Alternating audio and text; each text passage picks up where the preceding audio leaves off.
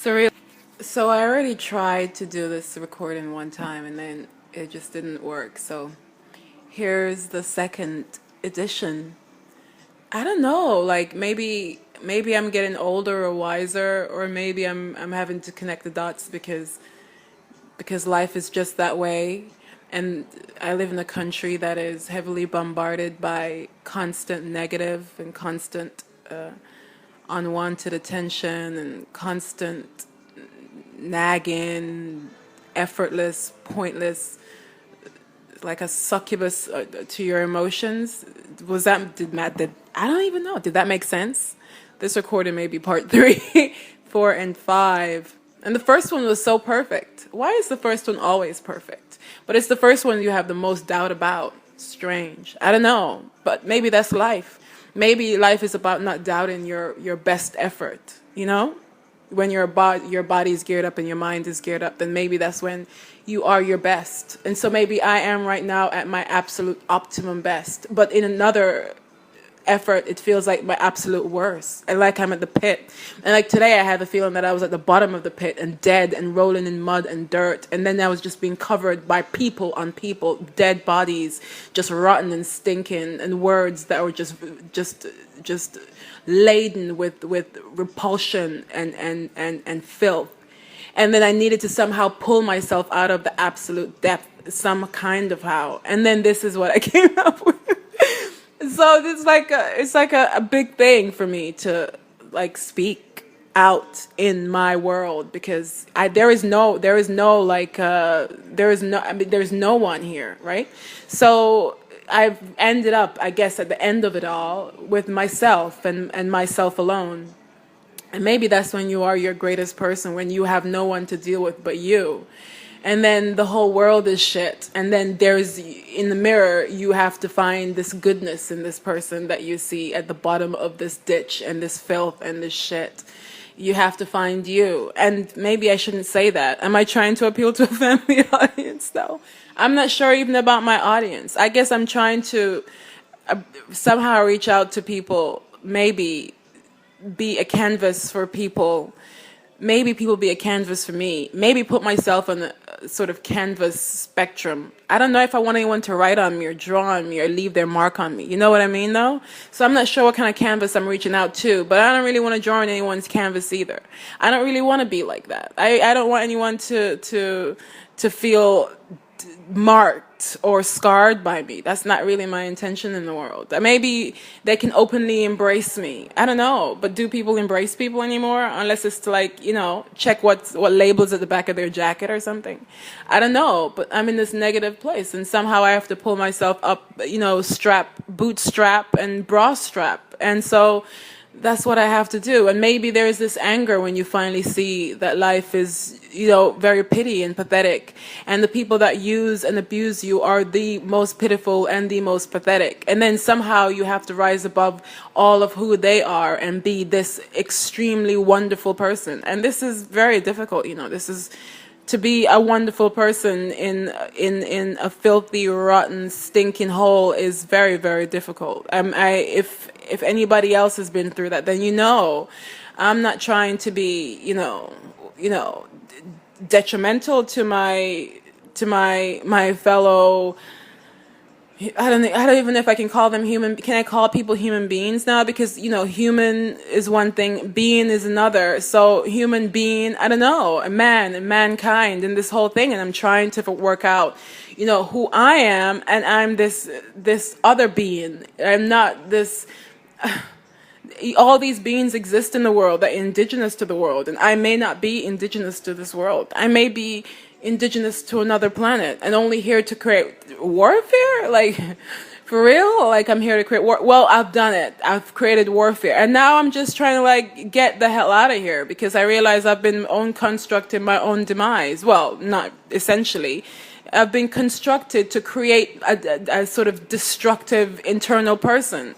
And then once you finally realize that I've been created, by the feeds that I am given, by the news feeds, by the people feed, by the family feed, by the political field, by the playing ground, by every field of consciousness that I have or I had to essentially destroy myself, then you're like, wait, but why would I want to be born to destroy my own self?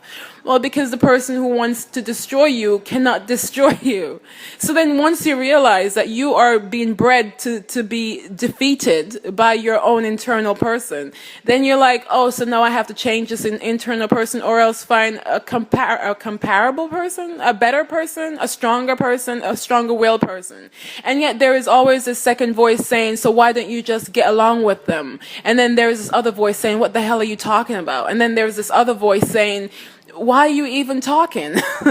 Do you know what I mean? It's like there's always this conflict of conflict, and all these people that are desperately sort of, attaching themselves and leeching on, almost like I am this endless source of fuel, but then I'm always exhausted. So where is this fuel coming from? Just my words alone can incite this level of hysteria?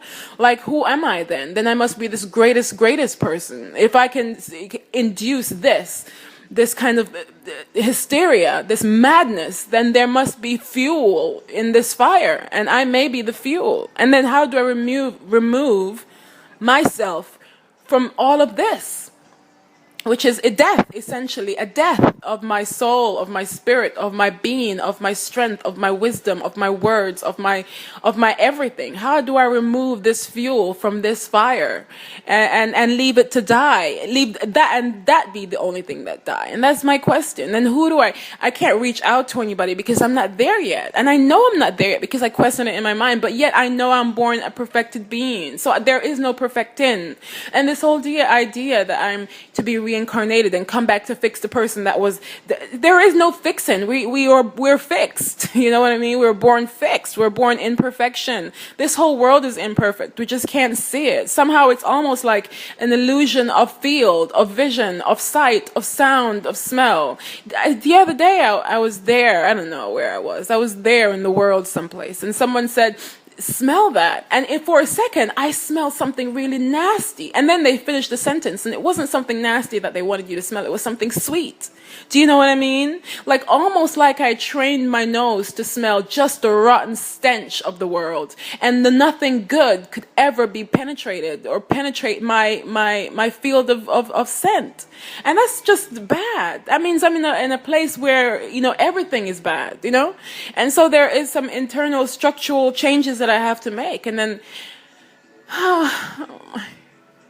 and why didn't I do this when I was 25, When I had like boundless energy and time to manure and plow and garden.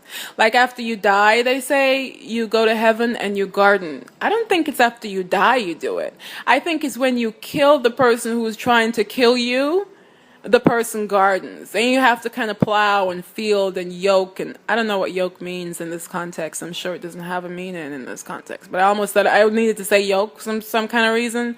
Like, I was like, I don't know, like birthing an egg, like birthing the idea of a new me, of a better me. And then that began with this garden, this horrible garden that we were supposed to die and take. Like, who wants to die and be gardening? Like, I just want to be reborn and reborn and reborn every day. And so this is my process of rebirth and getting rid of all the horrible weeds that are growing in my garden, And so I can walk down the path, and to be honest, I may just walk past the whole garden just to get through the damn path and leave the garden to rot. To be honest, like, there are mushrooms growing in there, and I don't know, you eat mushrooms, but I keep thinking there's a poison growing in the garden and it's gonna kill the dogs and cats and foxes, and in a strange way I want it to.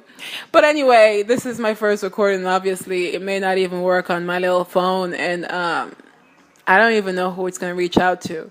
And maybe it doesn't have to reach anybody. Maybe it just has to reach that deeper person inside of my soul that wants me to live a long, strong, happy life. And and then learn lots. And then I'm only learning from men anyway, so that's the horrible thing. It's like I was brought up by my grandfather and my grandmother, and the strange thing is, everything my grandmother had to say, I didn't really listen to, but I watched everything she did, so I could see her like in vision, and everything my grandfather said, I listened to, but I couldn't see him. Like I didn't really see him. Like I didn't really like visually take him in. It's strange how you learn. Like you learn different aspects of yourself from different people in your life, and I guess I've learned to listen to my grandfather. So he is my keeper and my protector, and only sends men. And so I began the process of learning whatever it is I need to learn, for whatever reason I need to learn it. And that's maybe the process of figuring out what next, what egg will I birth next, you know? Maybe just an empty yolk that ends up in someone's frying pan. You know, just to consume and enjoy for a few seconds, you know? I hope it doesn't make their belly run. Okay. Bye.